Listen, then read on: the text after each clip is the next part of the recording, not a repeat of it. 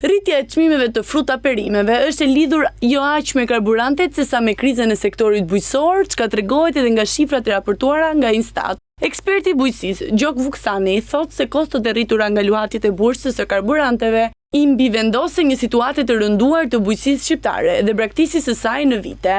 Unë kam kontaktet e mia të vazhdueshme me fermerët vetëm si pasojë e rritjes çmimit të naftës dhe rritjes të inputeve bujqësore, sepse rritja e çmimit të naftës të themi shikuesve rrit çmimin e punimit të tokës, plugimit, diskimit, frezimit, korrjes e kështu me radhë. Dhe si pasojë e rritjes së çmimit të inputeve bujqësore, si e thash më sipër, më rreth 30 deri në 40%, ka zona të caktuara që ka një reduktim me 50 deri në 60% të kultivimit të tokës bujqësore në zonat caktuara të Shqipërisë. Sipas Vuksanit, subvencionimi i naftës për fermerët duhet të jetë prioritet duke u bërë një propozim konkret.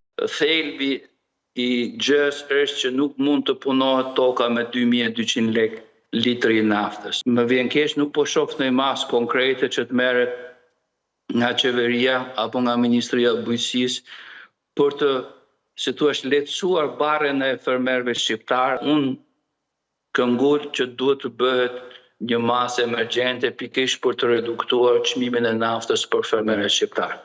Ekspertët paralajmërojnë se efektet e krizës në lindjen e mesme do të transferohen edhe në çmimet e tregut, duke i bërë ato edhe më të shtrenjta për konsumatorët.